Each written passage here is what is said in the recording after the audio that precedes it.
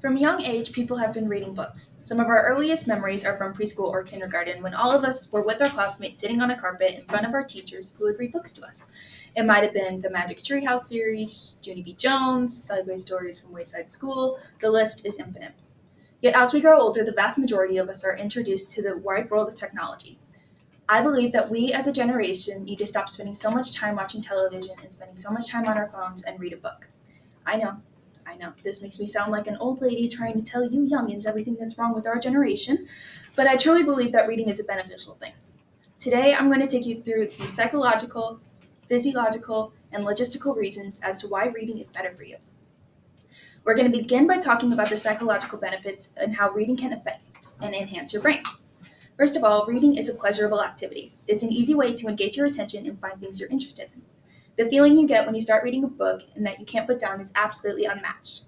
The feeling that you get, that sense of relaxation, can easily lower your stress levels. Reading also helps you get away from any troubles that you may be going through in your own life. It provides an easily accessible escape to a completely different world far away from all of your troubles. According to studies published in the European Journal of Communication Research, reading is proven to make you smarter.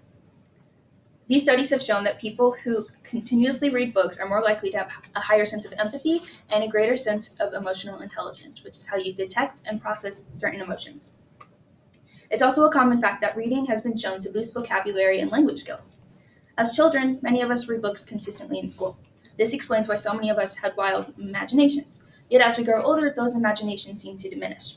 According to the World Literacy Foundation, picking up a book can force us to take the words from the page and turn them into vivid pictures in our brains, which leads to a growing imagination, which can be vital for many workplaces that depend on good ideas and creativity. This practice helps us to work and strengthen our brains as a muscle.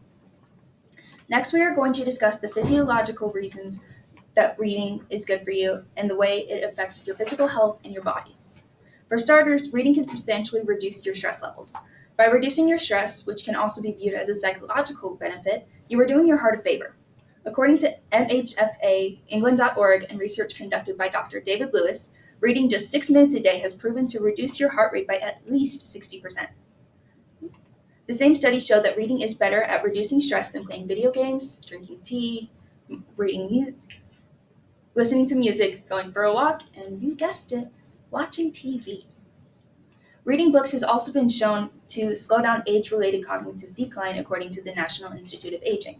The study showed that people who read over an extended period of time put off the amount of plaques, tau proteins, and lesions that are found in the brains of dementia patients.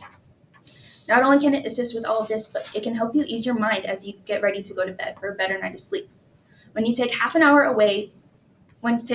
to look away from blue light, which is often emitted from television screens, you can build up more melatonin in your brain, which is the hormone that helps you fall asleep. We all know how dangerous it can be to go without a designated number of hours of sleep per night, which is why it is vital that you take that half an hour away from screens. Now I know, some people are going to look at me when I tell you all of this and say, oh, why would I go through all of that trouble and read the words when a TV provides the picture right in front of me? And while I totally understand where those people are coming from, it's not just about the amount of ease that reading may or may not provide. It's about the health detriments that can come from watching television. As we go into the logistical portion of this presentation, I want to take a moment to talk to you about blue light. Blue light is a wavelength produced by anything that gives off light. When they reach your eyes, it will appear as a bright white. This typically comes from LED lights and pictures that are found on screens. Over time, exposure to this can affect your vision, specifically your retinas. Over time, exposure can cause distal restraint, meaning that prolonged exposure can cause fatigue, dry eye, sore or irritated eyes, and as well as a difficulty in focusing. Over time, this exposure can be extremely damaging. According to the Science Times, the more television adults watch, the worse their health gets. Studies conducted by the Mayo Clinic have shown that adults who watch more than 2 hours of television or are in front of a screen for more than that amount of time a day are proven to have a much higher risk of developing cancer and heart disease. All in all, reading is just better for you physically and mentally. Not only do you get the chance to experience an entirely different world, but you get to develop your emotional intelligence as well as your imagination. You can reduce your stress, which can be pivotal to your heart health, which can also reduce your risk of cancer and heart disease by not watching as much television. So in general, not only will you feel better mentally, but your eyes and your body will thank you. Just to recap, today we went over the psychological, physiological, and logistical reasons why reading is better for you. I hope that you will take some time out of your day, go to the library, and pick up a book. Who knows, it might even be good for you.